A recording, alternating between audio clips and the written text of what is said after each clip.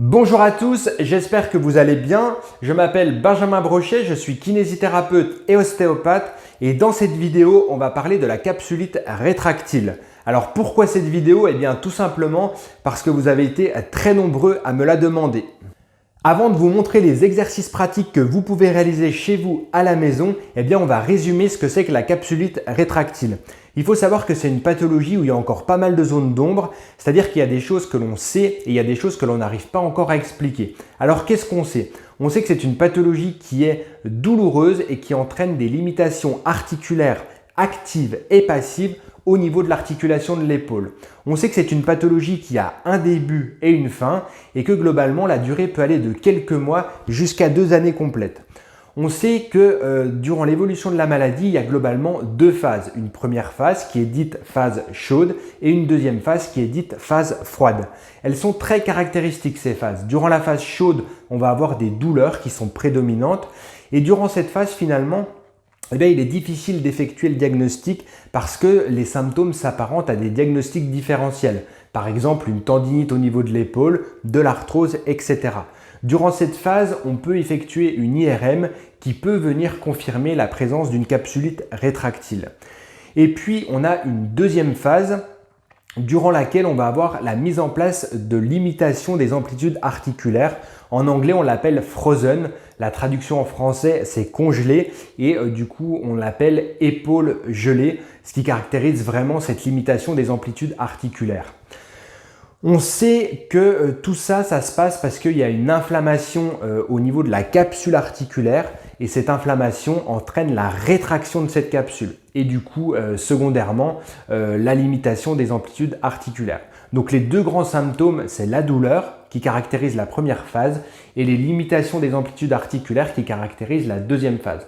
Donc si on a eu parfois du mal à faire le diagnostic durant la première phase, eh bien généralement avec la limitation des amplitudes articulaires durant la deuxième phase, le diagnostic est beaucoup plus évident. Ce qu'on ne sait pas, eh bien c'est pourquoi la capsulite va apparaître chez une personne à un moment donné.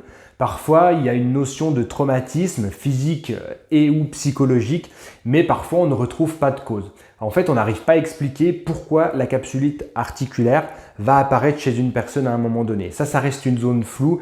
Il y a des pistes neurologiques qui sont explorées, mais on n'a pas d'explication claire à ce sujet-là. Voilà pour le résumé sur la capsulite rétractile. Je vous propose tout de suite qu'on passe aux exercices pratiques. Globalement, je vais vous montrer les exercices que vous pouvez réaliser durant la première phase et ensuite les exercices que vous pouvez réaliser durant la deuxième phase. Avant de commencer, je vous invite à vous abonner à la chaîne et à activer la petite cloche de notification pour avoir les prochaines suggestions vidéo.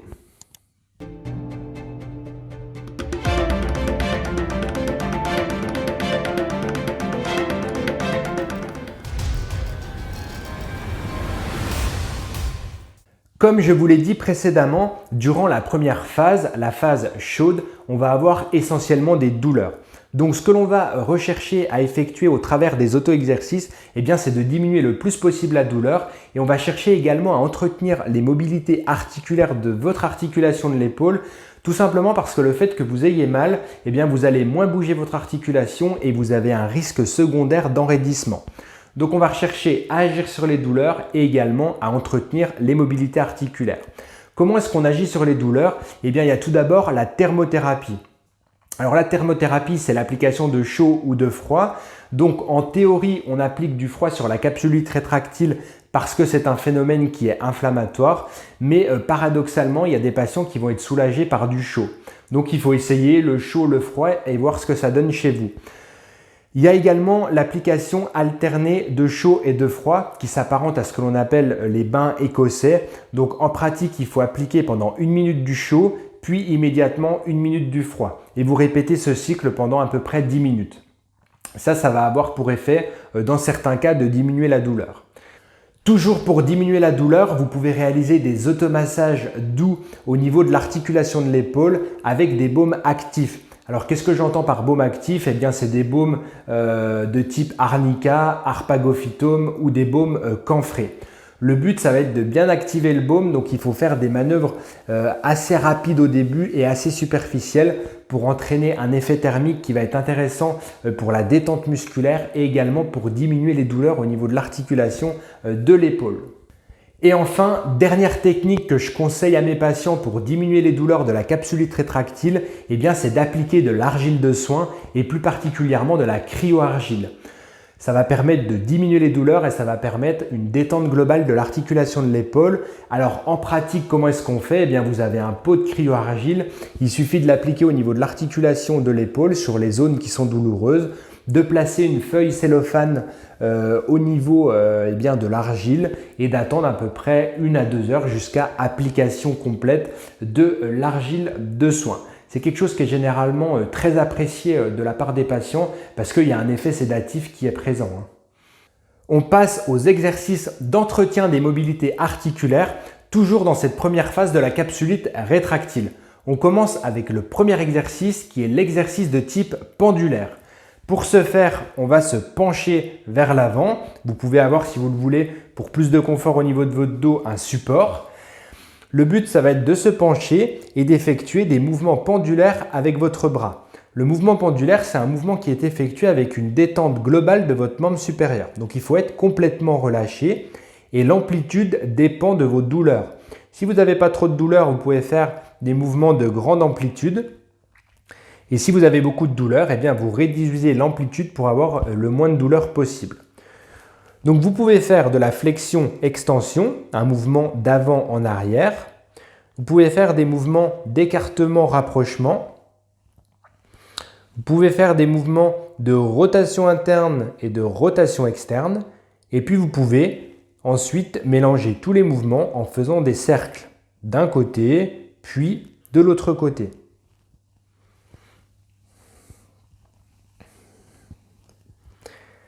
Si vous êtes à l'aise avec ce mouvement, pour augmenter les amplitudes articulaires, vous pouvez vous pencher davantage.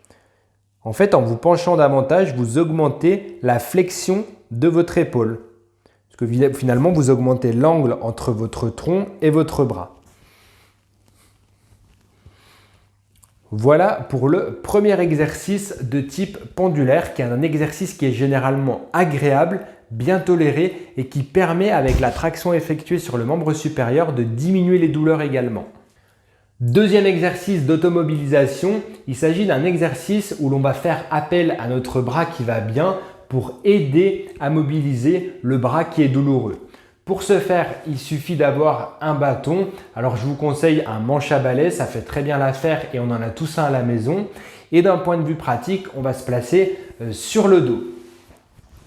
Pour réaliser l'exercice, il suffit de tendre les bras vers l'avant et on va effectuer un mouvement de flexion jusqu'au moment où vous allez ressentir un blocage ou une douleur. Et ensuite, vous allez revenir à votre position initiale si vous n'avez pas trop de douleur. Si vous avez trop de douleur durant la réalisation du mouvement, et souvent les patients ont mal quand ils reviennent, et bien dans ce cas-là, vous revenez comme ceci, c'est-à-dire que vous pliez les coudes et ensuite vous pouvez repartir sur le mouvement de flexion. Donc ça, vous pouvez le réaliser une 10-15aine de fois et puis ensuite, vous pouvez insister un petit peu sur la flexion sans pour autant que ça soit douloureux et vous pouvez revenir un petit peu en extension et repartir. Donc voilà, au début on essaye de faire le mouvement dans toute l'amplitude et puis ensuite on essaye d'insister un petit peu plus sur l'extension parce qu'on sait tout simplement que c'est un mouvement qui risque d'être limité en fin de première phase et durant la deuxième phase.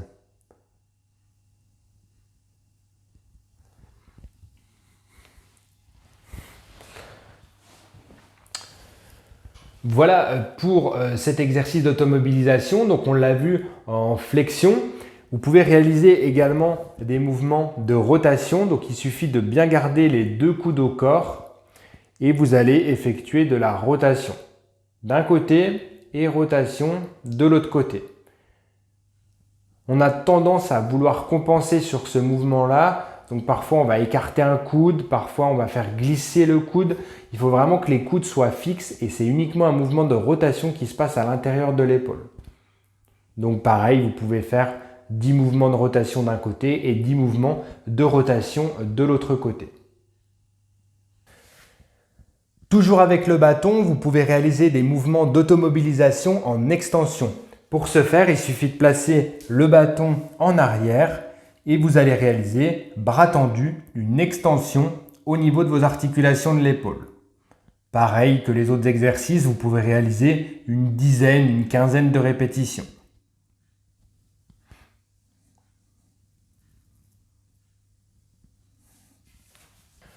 Troisième type de mouvement d'automobilisation que vous pouvez réaliser, c'est les élévations face à un mur. Il suffit de se placer en appui avec sa main contre le mur et d'effectuer une élévation et une redescente.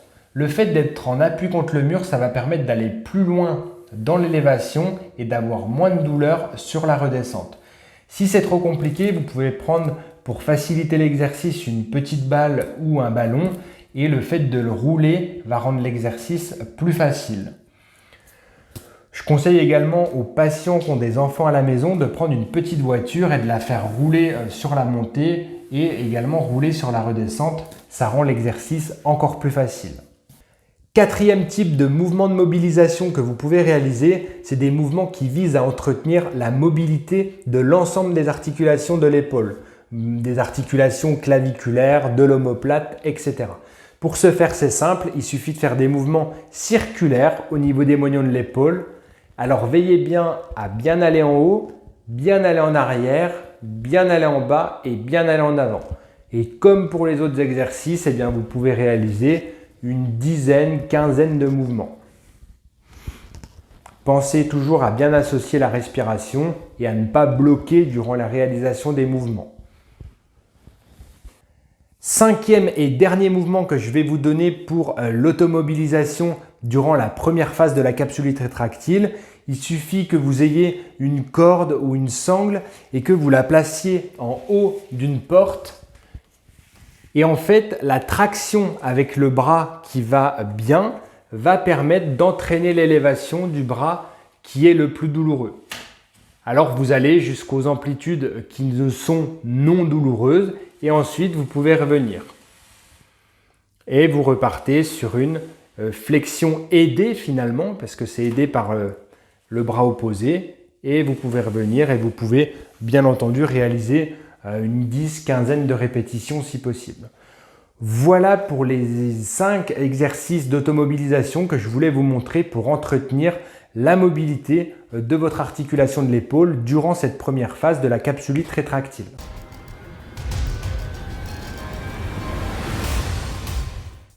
La phase 2, comme je vous l'ai dit précédemment, c'est une phase de raideur articulaire. Donc le but des exercices qu'on va mettre en place, ça va être de libérer le plus possible les amplitudes par des exercices d'automobilisation tels qu'on les a vus durant la première phase. Ça va être également d'entretenir une bonne mobilité musculaire avec notamment des exercices d'étirement. Et puis il faudra en fin de phase renforcer votre épaule puisqu'inévitablement vous allez perdre de la force musculaire. Donc il faudra réaliser des exercices de renforcement. On commence avec les exercices d'automobilisation. Globalement, les exercices d'automobilisation sont les mêmes que durant la première phase, sauf qu'on va aller chercher des amplitudes un peu plus importantes. On pourrait rajouter un exercice d'automobilisation, c'est le simple fait de poser ses mains sur sa tête et d'effectuer des élévations. Si l'exercice devient abordable, facile, au fur et à mesure que vous évoluez dans votre deuxième phase, vous pouvez tourner les paumes de main vers le haut et effectuer l'exercice comme ceci, ce qui en augmente la difficulté. Une fois que vous aurez récupéré des amplitudes articulaires satisfaisantes, vous pourrez réaliser des étirements musculaires. Vous pouvez par exemple réaliser l'étirement du deltoïde postérieur comme ceci, qui est un muscle qui se situe ici. Donc pour chaque étirement, il faut maintenir 15 à 20 secondes et réaliser 3 répétitions. Et entre chaque répétition, vous prenez 15 à 20 secondes de repos. Donc il y a le deltoïde postérieur qu'on est en train de voir. Il y a également le triceps. Donc ça, c'est en fin de rééducation, quand vous avez bien gagné les amplitudes. Comme ceci, qui vient tirer en arrière du bras. Même principe de maintien que l'exercice précédent. Il y a également le grand dorsal qui est intéressant à venir étirer. Donc pour ce faire, vous venez ouvrir toute la partie latérale du flanc. Vous devez ressentir des tensions ici. Donc il faut bien que vous soyez en inclinaison pure, il ne faut pas associer de rotation. Et il y a un muscle qu'il est très intéressant d'étirer, c'est le trapèze supérieur. Tout simplement parce que c'est un muscle qui compense énormément dans le contexte de capsulite rétractile, puisque quand vous n'allez pas parvenir à réaliser des mouvements avec votre épaule, vous allez avoir tendance à la mettre en élévation. Et le muscle qui permet l'élévation de l'épaule, c'est entre autres le muscle trapèze supérieur. Et le fait de trop le solliciter, ça va le contracturer. Donc c'est intéressant de venir l'étirer. Pour ce faire, vous placez le moignon de l'épaule vers le bas, une inclinaison de la tête opposée et vous faites une rotation du même côté. Et vous devez sentir des tensions sur ce muscle trapèze. C'est intéressant ce muscle de l'étirer et c'est intéressant également de faire de l'automassage tel qu'on l'a vu dans les premières techniques précédemment. Donc l'automassage du trapèze, c'est des manœuvres profondes que vous allez réaliser de la base de la tête jusqu'au niveau de l'épaule et vous pouvez bien entendu insister sur des points de contracture que vous auriez dans le corps musculaire du trapèze. Il suffit de faire des manœuvres un petit peu plus profondes qui peuvent parfois être inconfortables sur le moment mais qui secondairement vont vous apporter un bien-être. Voilà pour les étirements et l'automassage que vous pouvez réaliser au niveau du trapèze. Dernier étirement que je vous conseille de faire, c'est l'étirement du pectoral. Pour ce faire, vous vous placez contre un mur et vous allez avancer l'ensemble de votre corps pour étirer la région pectorale. Donc voilà, le but c'est vraiment de garder une position contre le mur et d'avancer le corps pour étirer toute cette partie pectorale qui est en avant. Il ne faut pas que vous ayez de douleur à l'intérieur de l'épaule durant ces étirements, mais vraiment que vous ressentiez l'étirement des fibres musculaires. Si vous avez une douleur primitive dans l'articulation, c'est que vous n'avez pas encore assez gagné d'un point de vue articulaire et c'est tout simplement signe que ce n'est pas le moment de réaliser les étirements. Pour l'instant, il faudra les réaliser plus tard. On termine par les exercices de renforcement musculaire. Alors on va renforcer deux groupes de muscles préférentiellement, les rotateurs externes et les stabilisateurs. Pour les rotateurs externes, je vous conseille de le faire à l'élastique. Il suffit de partir dans une position neutre avec les coudes au corps et vous allez tout simplement effectuer des rotations et un retour.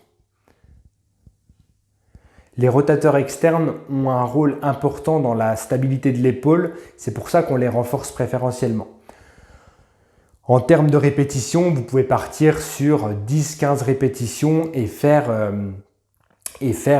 3 séries. Et vous prenez à peu près 1 minute de repos entre chaque série. Voilà pour le renforcement des rotateurs externes. Et il y a également les stabilisateurs que je vais vous montrer tout de suite à plat ventre sur la table. Pour travailler les stabilisateurs, on va se placer dans la position sur le ventre et on va venir écarter les bras sur le côté. L'objectif va être un maintien de posture, donc on peut partir sur un maintien d'1 minute avec pour objectif de réaliser 3 répétitions et on prendra 30 secondes de repos entre chaque répétition. Vous pouvez réaliser l'exercice en écartement et pour travailler davantage de fibres musculaires, vous pouvez également faire des séries en élévation. Pour augmenter la difficulté de l'exercice, vous pouvez prendre des petites haltères de 500 grammes. Avec les bras tendus, on a un bras de levier important, donc 500 grammes suffisent pour bien augmenter la difficulté de l'exercice.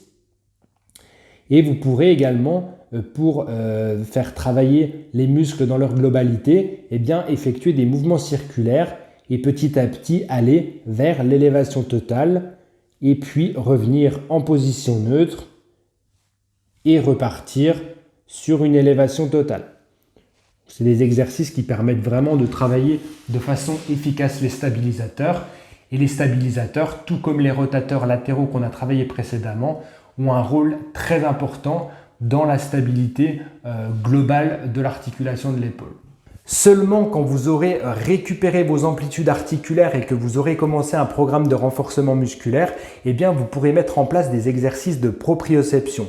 Alors j'ai fait une vidéo qui est dédiée à ces exercices concernant l'articulation de l'épaule, donc je ne vais pas revenir dessus. Je vous mets une petite fiche qui doit s'afficher sur cette vidéo. Vous avez juste à cliquer dessus et vous accéderez à la vidéo que j'ai faite sur la proprioception de l'épaule. Vous verrez à quoi correspondent ces exercices et qu'est-ce qu'ils vont vous apporter pour votre articulation de l'épaule. Si vous avez des questions sur les exercices que je vous ai montrés dans le cadre de la capsulite rétractile, dans la phase numéro 1 ou dans la phase numéro 2, eh bien vous n'hésitez pas à me poser cette question dans les commentaires de la vidéo et je vous répondrai avec grand plaisir. J'espère que cette vidéo vous a plu. Si c'est le cas, mettez un pouce en l'air. Je vous invite également à vous abonner à la chaîne si ce n'est pas encore fait pour que vous ayez toutes les prochaines suggestions vidéo. Et moi de mon côté, je vous dis à très bientôt dans une prochaine vidéo.